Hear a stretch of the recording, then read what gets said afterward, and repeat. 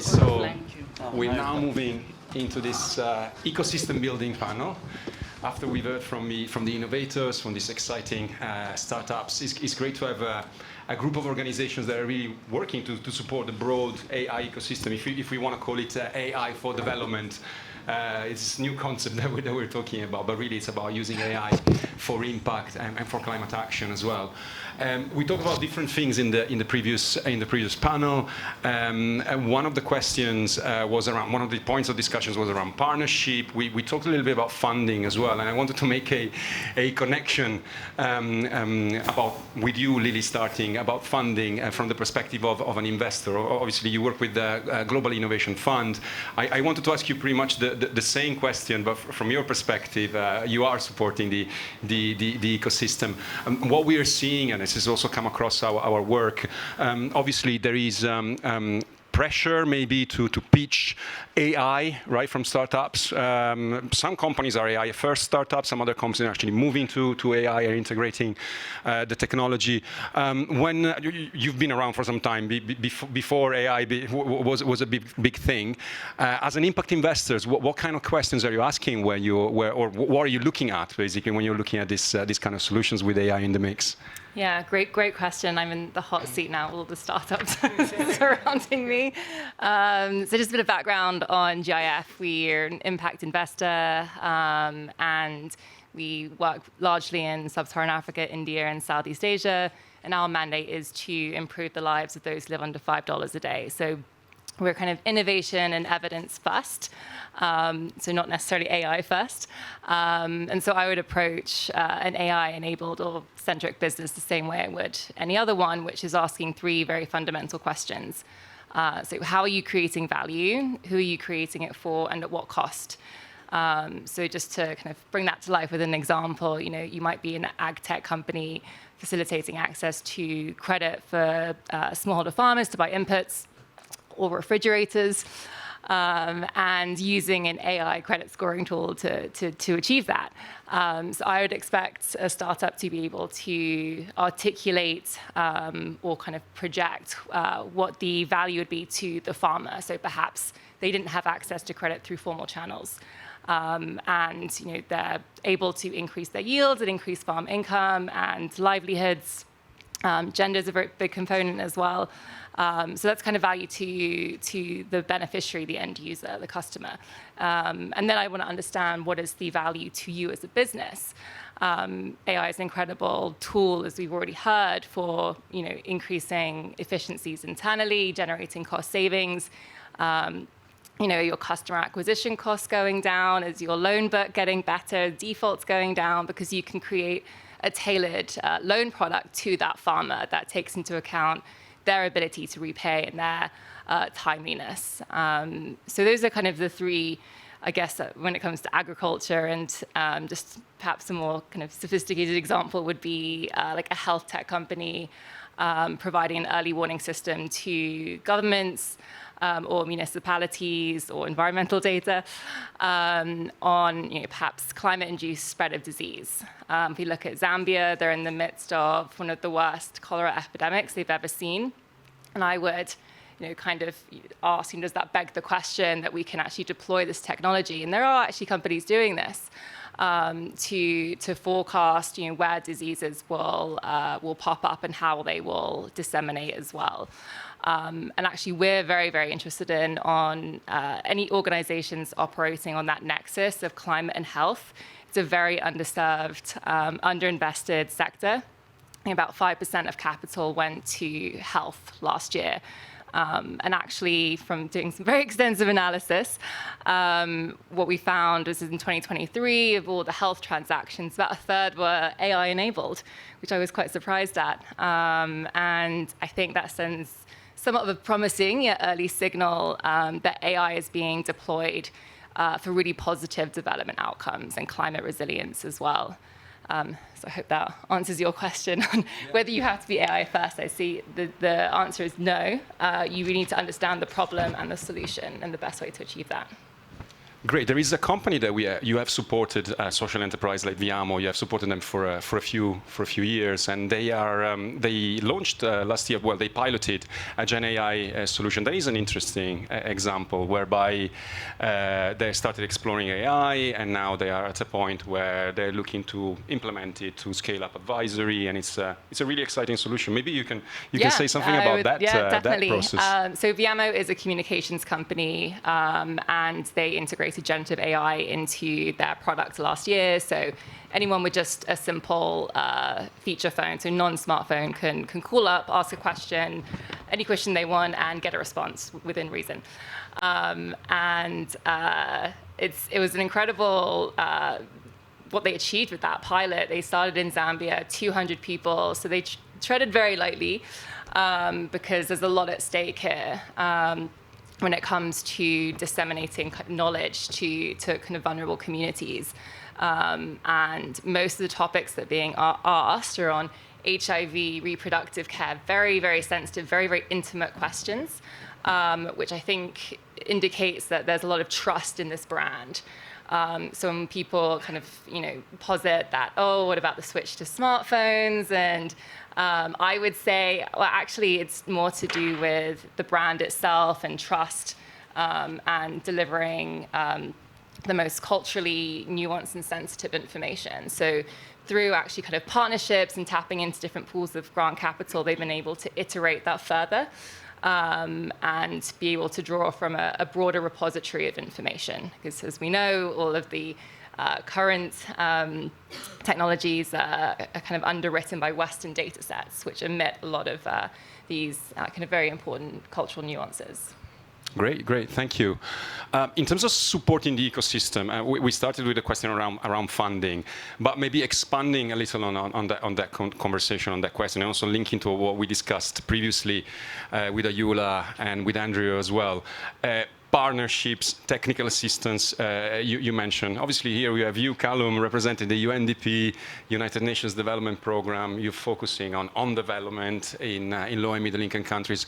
And that's a role that you play, actually, right? You support governments, you work with governments, you work with accelerators, you work at different levels.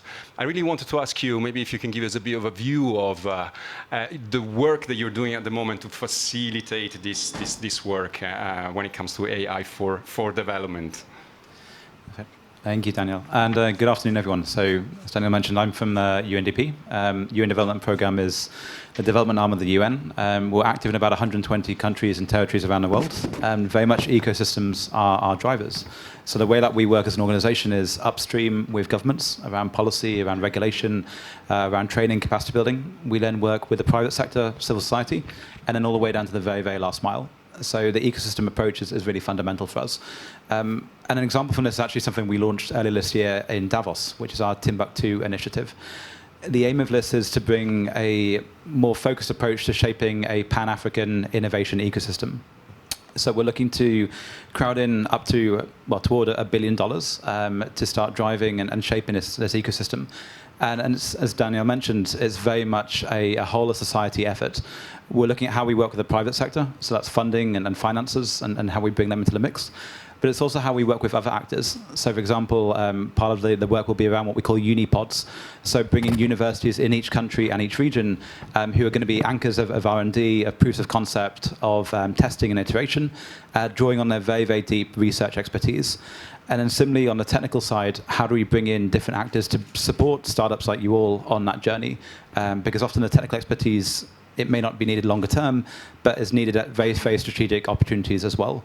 So how can we bring this kind of more holistic and ecosystem approach to driving that kind of startup development as well? And just to echo, Lily's point on that, we definitely see AI as a tool in the toolkit. It's not a panacea. But I think what we'll see in the Timbuktu initiative is AI woven in all the way through this, where it adds value and where it can be most impactful as well. Yeah, it's a very ambitious initiative. It's about catalyzing about $1 billion US dollar. So it's pretty interesting to see. What is the timeline for that? You announced that, and how is it looking at the moment in terms of time frame? No pressure. So we announced this in Davos earlier this year. I think obviously our big target in UNDP are the SDGs in 2030. So that's the target that we're running toward.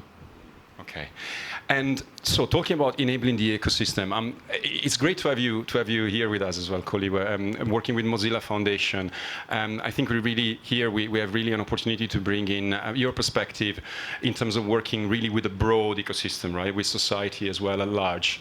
Talking even about funding as an organization, you talk about trustworthy AI principle for funding that you implement on a daily basis. I wanted to ask you really about, as an organization that has started about the open internet, right? For you, one of the key messages, the mission really of your organization is about ensuring that the internet is open and inclusive and fair for all. Now also working on AI with the same principles. When it comes to the ecosystem and how you're working with a variety of organizations representing really all sectors, particularly of society, how do you apply these principles in practice, these trustworthy AI principles, funding principles in practice? Thanks so much for that question. I think that to just ground it all is also to acknowledge that the principles came up after 5 years of taking the risk of working and looking at trustworthy AI as a concept. You will acknowledge that Mozilla Foundation must have been one of the first organizations to start thinking about it. And I think after 5 years of investing close to about 75 million, we then sat down to say, so what does funding or taking the risk with AI, especially in low and middle income economies, because it's a risk. People don't understand what you're talking about. When you talk about community, there's a diversity in terms of that community. So one of the things that I've noticed, even just looking at the 10 principles that are open, we just recently launched them, is that the first thing is an acknowledgement first of what funding AI looks like within our context, which is long-term, it has to be sustainable, and also you need to acknowledge the risk of actually being in the sector, that so that you'll have like 5 principles that will look at that. So they bracket the sort of environment or your strategy as a funding organization. Then the second is to actually look at what we mean by AI. So centering AI to acknowledge firstly that it has to be a project that's looking at AI as something that's open, but also looking at both the negative and the positive impacts of AI, the concept itself, without also forgetting that when you look at AI, you also need to be very clear about its intersections with social justice issues. And I think that's what makes us stand out in terms of going beyond the corporate accountability, but looking at the individual themselves. So you'll have I think about 3 principles that look at that. And then the last one is really centering communities. And I said earlier that community is very broad, especially if you look at, just the developing economies. But I think the one thing that I would like to mention that's central to that is acknowledging that you need to be geographically specific. So what geography are you talking about, and what is the actual reality within that, within that geography? And lastly, for me, would be centering the community to say, we're not going to bring in expertise or experience from anywhere else, but the communities that we're working with should give us that experience. You should be able to demonstrate it, and you should also be able to ensure or convince anybody that's supporting the work that you're doing that the community will be central to implementation of the project. Fantastic. Thank you for that perspective. And we're going to go back to that point on making sure that AI is centered on communities, talking about policy, the policy aspects of AI, which is really important as well. So let me get back to you on that point later. But you mentioned collaboration is one of the principles that you're implementing and that you're thinking about. I think collaboration is a really important question when we're talking about enabling the ecosystem. What we're seeing as well in our research on AI is at the moment when you look at the African landscape, there is a lot of excitement, there is a lot of traction that is happening, but there is a need for coordination, for synergies, for the organizations that are supporting innovators, that are interested in tech 4D and impact. Because that can be a piecemeal approach, that can be replication potentially, organizations, donors try to do the same things. I wanted to ask you, from your perspective as an investor, how do you come together? How do you join forces with others, particularly when it comes to supporting this kind of like more emerging tech type of innovations? So for us, partnerships are critical. We have several philanthropic and government partners that we work with. And I think the synergies between us are really kind of the types of capital that we can provide. So philanthropic and government donors can provide grants, which is a phenomenal type of capital for entrepreneurs to have the time and the space to experiment and iterate and fail and iterate again and again and graduate from an idea through R&D to what we would define as a minimum viable product, which is then when investors can step in and take on all the other risks that come with investing in an early stage business. And I think in the context of AI, this is going to be more important than ever. So when it comes to philanthropic and kind of grant capital, it's so well placed to build the foundations of AI and essentially build a public good. And I guess in tech speak, build a predictable, stable development stack. And also the guardrails as well for that technology, for others to come in and build on top of that. So you can have education and health and agriculture, all these other type of innovations come and build on top of that. And with Viamo, look at partnerships, and they would not have been able to achieve what they have in the absence of working alone. Like none of us operate within a vacuum, and so partnerships and knowledge sharing is really, really essential. Thank you, Lily. Since you mentioned digital public goods, I actually wanted to ask you, Calum, perspective. I know that's something that you're looking at and you're interested in. And that's one role that you can play, right, as the UNDP, working with governments in particular, to sort of like create that environment that can enable innovations, collaboration, and partnerships. I wanted to ask you about that. Maybe it's a little bit more of a specific question, other than asking like how do you work with others, because you work with so many different organizations. But the piece on digital public infrastructure is quite important for you. Thanks. Apologies, this gets quite acronym heavy pretty quickly, so give me a shout if there's too many. So there's two notions that we look at here for particularly supporting the startup community and others. The first is what we call digital public goods. So these are replicable open source components. Like we don't want every startup building a KYC module. We don't want every startup building a payment mechanism if they don't need to. Can we look at open sourcing a lot of this stuff? And a lot of our work at the UN is actually identifying this stuff, getting it out there and supporting it as well. The bigger piece to this is what we call digital public infrastructure, or DPI. In the same way that a few hundred years ago when we built roads and railways for economies and societies, what is the kind of digital public infrastructure that we need to support you all in your work? Again, this stuff, many countries are leading on it. There's Estonia, there's Singapore, Bangladesh, India more recently in the G20. Things like digital identity modules, data exchange, particularly to get data out there for startups and for others. But we're very, very keen to be working more with the global innovation ecosystem around us. So tell us where there are gaps, where we can look at funding some of that kind of interoperability. Because I think one of the other risks that we're seeing with AI is a lot of it, maybe it's not a black box, but it is commercial, it's proprietary, and the kind of connective tissue might be missing to scale some of this stuff up. And that connective tissue could be open source, and it could be a role that we play as well.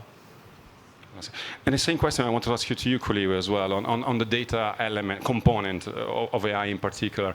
You've joined forces with other organizations. In Africa, in particular, one of the key challenges is to support the creation of local, contextualized data sets, right? Local data sets are absolutely fundamental, particularly language data.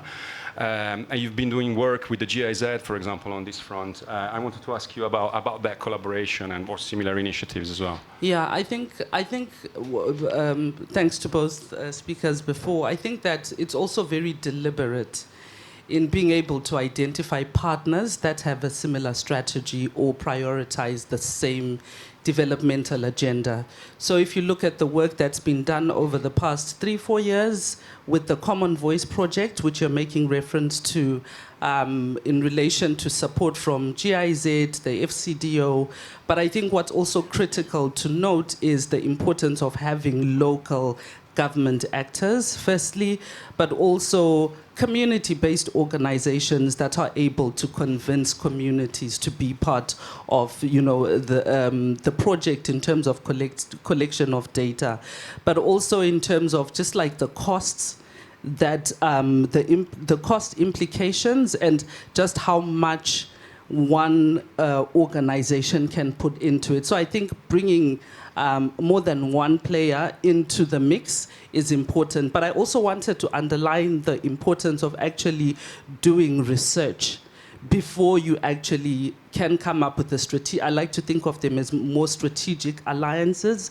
So as you collaborate, are you going there with full knowledge and understanding of the context and the reality, so that whatever you have allocated in your respective organizations based on your priority, you're actually going into it consciously aware of what it is you're contributing in terms of the impact. So when you look at the Common Voice project, I think in terms of just like ecosystem investment, it is investment in something that would not ordinarily have received as much funding, which is indigenous knowledge, or rather, just the use of indigenous languages. Ordinarily, you wouldn't get that much put into it. But the fact that there's been collaboration, recognition of how strategic it is, buy-in from the community and also government agencies, I think that's really what adds value to the collaboration. Yeah, definitely. On that point, on the question of collaboration, I think that's a great example, because it really shows how, for local language large language models, we really need to work with local organizations. Obviously, you need to work with government, because it's one of the key challenges, right? We have these large global models when we're looking at Gen AI, but how can they be localized to be relevant and to provide contextual services and contextual solutions? But you can't do that if you work in silo. You really need to work with community organizations and with government. Yeah, and I think that it's important to stress the issue around government, because it's also a very political, and I think, Calum, you actually might agree with me, in that you also need to have an organization or a local player who understands the power dynamics into your negotiating for an intervention, which is developmental, because I think there's also been a politicization of development as a concept within, say, the African context. So it's really getting a local player to collaborate with you, who can help you with the power mapping, who's already interacted with different, government departments, and it always makes it easier. Fantastic, thank you. One area that we haven't touched on is policy, and we talk about government and the role of work, the importance of working with government. When it comes to policy, if we look at Africa, but also South Asia, we are looking at a few countries that have strategies, frameworks for AI. Countries are looking at the example of Europe, at the US example, Singapore, different models that are out there when it comes to framework and regulation. But obviously, there is an important piece, even at the level of being aware of what you can do with AI, the potential impacts of AI, trustworthy, ethical approaches to AI. Maybe I wanted to ask you, Lily, looking at policy, what level of awareness do you think, or do you see in the in the companies, in the organizations that you're supporting, that you're talking to, when it comes to the policy, broader enabling environment? Yeah, I mean, policy is really important, because it will make or break a company. And when I look at, kind of our portfolio, we've got an excellent ESG team who are very well versed in international and national policy, and can actually help our portfolio translate that into organizational policies. So internal, for example, risk management policies, data privacy, everything that adheres to GDPR, who have just overhauled their guidance on AI. And so now we're working with BMO to refresh that all over again. And they actually have worked, they work in kind of 25 countries. So keeping track of all the changing policies is really challenging. But one which is absolutely necessary. But it's more, when it comes to policy and adherence and compliance, it's more of a journey than a destination. But overall, I would hope that all the startups that we speak to do have some kind of general awareness. You have to really understand your market, and policy is part of that. So it is a very important part of the conversation. And I realize it's a bigger question than AI, right? In terms of even data sharing or gathering data, these kind of questions that you might have as a startup. What can I do? What I cannot do? These are very important questions that obviously you need to be aware of. But looking at the overall policy environment, again. I think you are in a great position at UNDP, Calum, because you have this global perspective now. So, for example, let's look at Africa. In Africa, we've seen Rwanda. That is a country that last year came about with a quite comprehensive framework, now a strategy for AI. Mauritius. There are other examples in the continent. Globally, from a perspective of LMICs, low and middle income countries, where do you see examples of innovations that other developing countries can look at? This is a big question. I think for me, the dichotomy between developing and developed is sometimes unhelpful here. No country, high income, low income, big or small, has figured this stuff out. Like, no one has. So I think where we can be humble and open to learning is really, really important. Kenya had mobile money 12 years before London did, for example. There is real insights that we can learn between regions, and I can't echo more the importance of local insight and local engagement. I think on the policy dimension, there's a few angles to this. I think the first bit, and it's great to see this on the Amini side actually, is two words that we don't see often in policy, which is feedback loop. It's great, like, you go out there and you engage communities and you learn about them in the policy piece, but often you never circle back to explain where this stuff has landed and where it's gone and why it's hopefully improved their lives and their livelihoods. So I think we do see more and more countries using digital and other tools to close that feedback loop, which is really positive. And then the other side of this, as we've talked about here, is about collaboration. AI is not the domain of a single sector or industry. We're all working together on this, but we do need a kind of shared direction and a shared mission or vision, depending on how you want to look at it. And we are working now with a number of countries on their national AI strategies, for example. A good example of this is the government of Sri Lanka, where our local team there are working with them on their first national AI strategy. And the point of these strategies is how you position AI as a fundamental tool of your national development. Something that is grounded in your context, that is locally relevant and locally useful, not just trying to draw stuff from countries where it's not applicable. And so I think that strategic piece is really important, shaping these strategies to give your country, your constituents, and your context more direction and I think more momentum as well. Fantastic, thank you. And to close the loop on policy, we started by looking at policy from the supply side perspective. Now, you're a provider of solutions. What is the operating environment? What you can do, what you cannot do? It's a very fluid space at the moment. We talked a little bit about enabling frameworks overall, but the perspective of the user in terms of how can governments make sure that there is awareness from the users now about AI, just the fact that they're interacting with an AI service, how can we include in the policy making process that perspective of users? I think that's an important question that Mozilla Foundation has, and it would be really interesting to hear your perspective on this. Thank you for that question, and I think it's great that you're asking it after the mention of strategies. But I think that one of the things that has come up, especially in the work that we've been supporting by the senior fellows who are working on tech policy, is the concept of participatory governance. Now, when you talk about participatory governance, you're centering also the user in not only the development, but also the monitoring of the implementation of the specific policies. So there are a lot of players that are involved in that, I think, from the civil society who's going to share information related to that, tech players themselves or the private companies in terms of, do people understand the implications of being on their platform specifically? But also, I think what's critical is to acknowledge that users don't ordinarily relate to that information, and it's government's responsibility to ensure that there are parameters for sort of like engagement with the users, with citizens. So the big question then becomes, what is the role of the consumer councils themselves? So I think in the broader scheme of things is to actually see the extent to which the national strategies around AI policy making, implementation and monitoring involve a lot of interaction with the citizens. And it's difficult because generally when you look at internet governance as a framework and the ideal situation of multi-stakeholder engagement, what you then need to do is measure the extent to which all influential stakeholders do actually acknowledge the importance of the user, and ensure that they have the capacity to engage. So the last thing I'll mention is there's always been a belief that civil society represents the society. But then I think the bigger question that we're asking at Mozilla as we continue to engage with policy issues is who is the community and what do they understand by AI?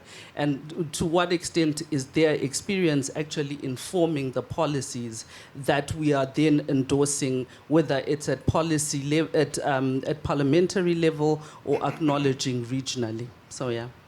What is your perspective on this, as you're observing these dialogues that might be happening, might not be happening? That's a trick question. Are you optimistic? I mean, I'm a citizen activist. I'm an activist, right? So I feel that the more it's a challenge because technology is very fast moving. So every time you're trying to catch up with one thing, something else has come up.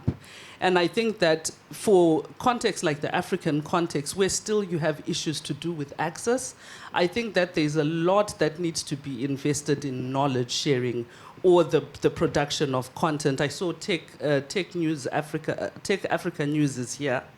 How do you break down what is seemingly technical language around the use of AI for the ordinary person in the most idiot-proof manner?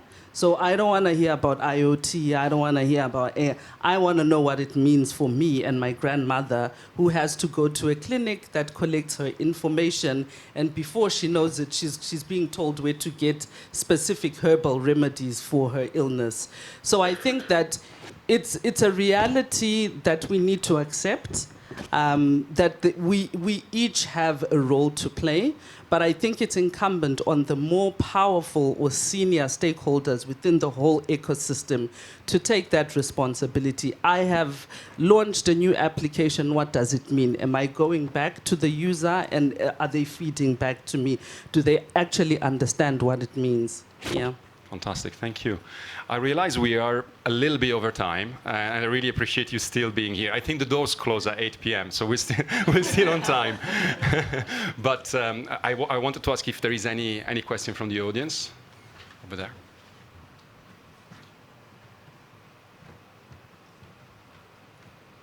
We can take one or two questions, and I think with that we're ready to wrap up.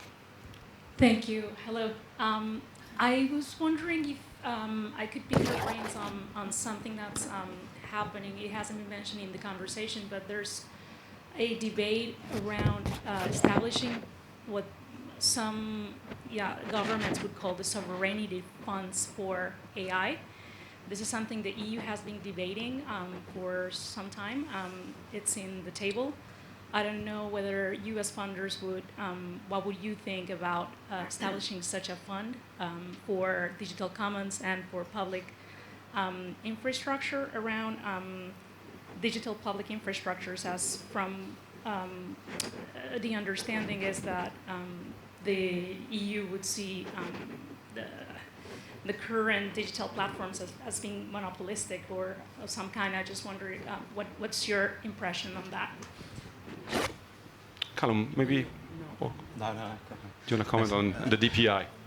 Yeah, so the DPI piece is important, and this is where we do look at like central funding. So we actually are fundraising for a global fund around digital public infrastructure. So this stuff is truly open.